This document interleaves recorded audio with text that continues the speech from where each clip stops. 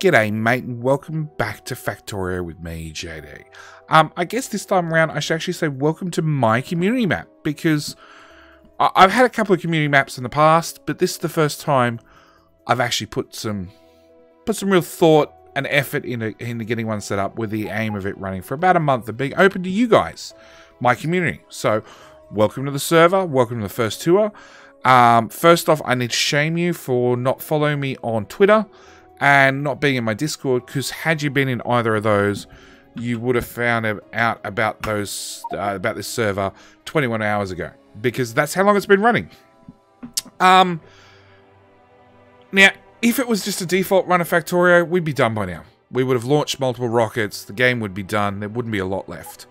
And the main reason I'm getting this video out now is because I actually streamed the event last night, and I was going to put up the Twitch VOD, but it was about 2.5 hours long, and I was really, really tired. And it wasn't what I call quality video. So, yeah, I'm doing a quick intro video now. So, first off, let's start with the actual mods, because there is a couple of mods. Otherwise, the game would be over by now, like I said. We have the space mod, which is the SpaceX mod, which, if you've watched any of my series, I've done the SpaceX mod quite a few times in the past. Actually, once in the past on the channel. And back in version 14, before we added Infinite Science, it was the go-to mod to have an end game for Factorio. After you launched Rocket back then, there was nothing really to do apart from having a multiple rockets per minute factory. The SpaceX mod added really a bigger, larger end goal, something to work towards.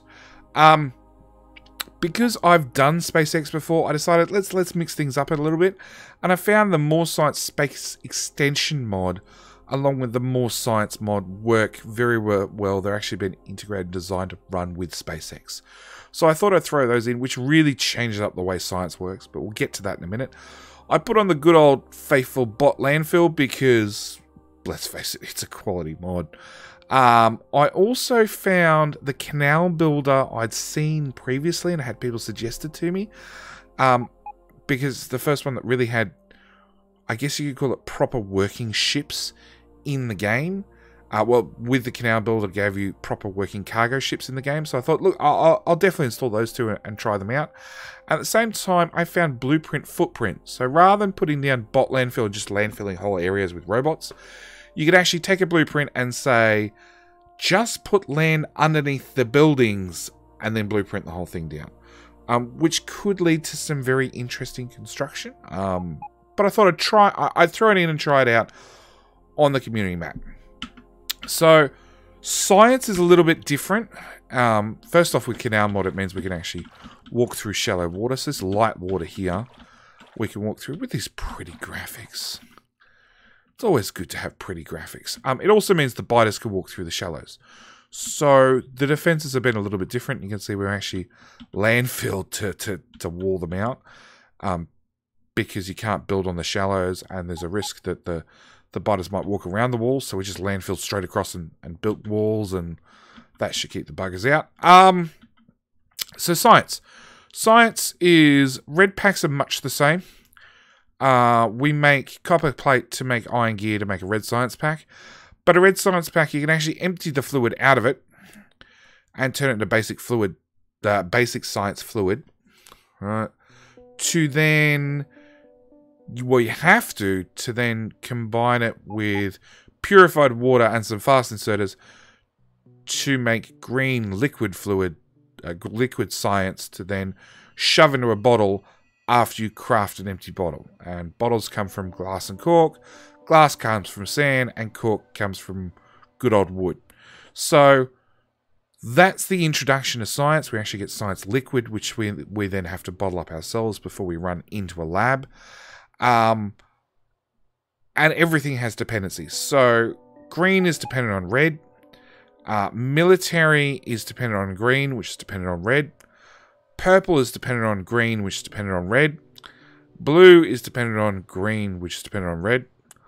Light blue is dependent on orange, which is dependent on green, which is dependent on red. And so on and so forth.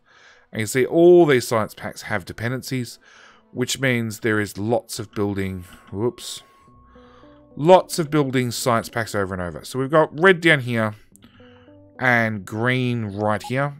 Red and green are always the easiest to. To get to orange, we had to remake green, remake red, to make green, to make orange, to have the excess go into light blue. To get to dark blue, we had to make red, to make green, to make dark blue. Military was making red to make green, to make military. And don't forget military, whoop, wrong button. Military still needs piercing our ammo and gun turrets. So the recipes are much the same as what you'd find in normal Factorio. Things have changed a little bit. Like we now need assembly machines, which is just a massive amount of iron. Dark blue needs advanced circuits, so it sort of breaks up your blue science packs just a little bit. Light blue needs batteries for something different. Electric furnaces. So, you know, a lot of the sciences are a little bit more incremental, but overall much the same. And we just did purple, which is red to green to orange to light blue to purple, with all the stuff purple needs being engine units. So, yeah, things are a little bit different. Anyway, that is the quick intro to the actual mod. Now, after the GM8 event, there's no expensive recipes. There's no super hard biters. And there are plenty of resources. Like, you know, this is our starting iron patch. It's still got 3 million left. Our coal's down to 600k, you know. This is our starting...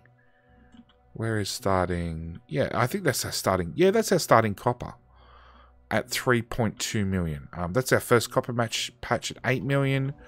Our first iron patch is down here at... Our first real one is, yeah, 7.8 million.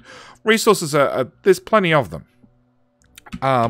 Same thing, the mod changed up a few little things. Like after researching... So we can actually research a rocket, which lets you make the rocket parts. But the silo needs a rocket which is made from other components, being hulls, iron thrusters, iron boosters, fusion reactors, a shield array, and laser arrays. Because let's face it, if biters are this predominant on the planet, there's a good chance they exist in space as well. Either way, it never hurts to be too careful. So we have to make fusion reactors, which is again a bunch of, you know, fairly easy things: rocket control units, nuclear fuel, portable fusion reactors. We have to make the actual hull ourselves, which is rocket control units and low density structures. We have to make iron thrusters and an iron booster to actually get us up into space. And we have to make a shield array and a laser array. So the recipes are much the same. The cost is about the same. There's just a few more steps to get to actually making a rocket and then jumping on to infinite research, which is, yeah,